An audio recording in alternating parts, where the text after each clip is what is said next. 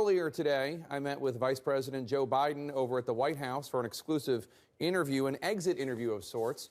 And one of the things we talked about was how did working class Joe of Scranton, PA, feel about the fact that so many working class voters went for Donald Trump? Hillary Clinton lost in part because of how incredibly poorly she did with a voting group that is one of the groups that you speak for and have historically. People used to call you middle-class Joe, son of Scranton, and she got clobbered with white working-class voters. You've said that post-Nunn, you might be the only Democrat elected to the Senate that won white men.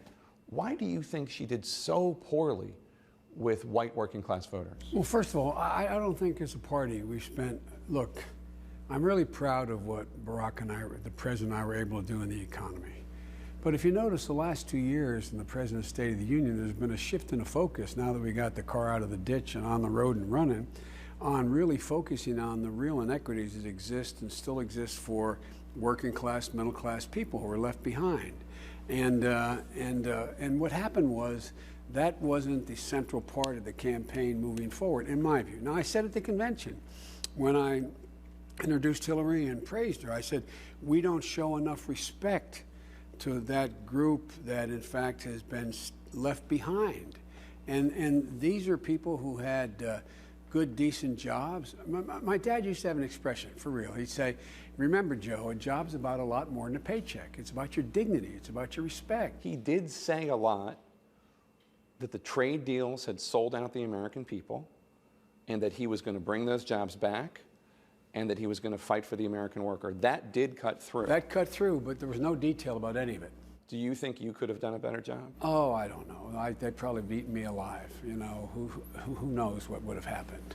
And I really mean that. I don't know. I mean, right. I learned how to become popular. Now you're not running for president, and boom, man, you're the most popular guy out there. That's not entirely true. You're being a little.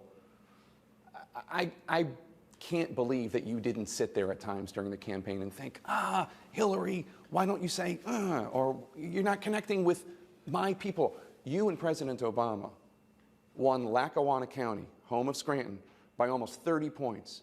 Hillary Clinton she barely won it, like 3 or 4 points. Look, again, it was, it's so easy to go back and Monday morning quarterback. But I'm talking about quarterbacking during the game. Well, during the game, we believe that, and one of the reasons the president acknowledged he picked me was because of, hopefully, that I'm trusted or have some connection with those neighborhoods.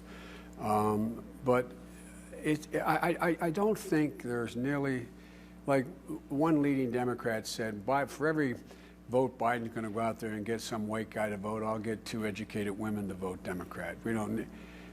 There's this sort of sense that's grown up in the Democratic Party that somehow these folks are I mean, these are good people, man.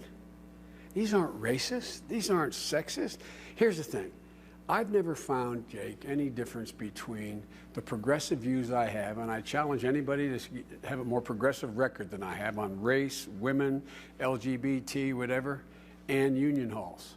I'd go and do these events in Youngstown. I'd stand up there. You may have covered some of them. And I'd say, we need equal pay for women. And they'd all cheer because guess what? Their wives work. Their wives work. And they know their standard of living is diminished.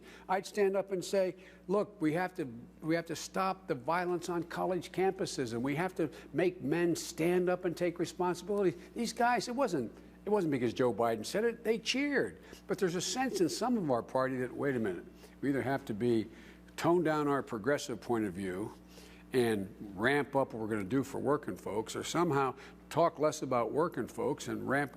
There is no conflict in the neighborhoods I come from. None. None at all.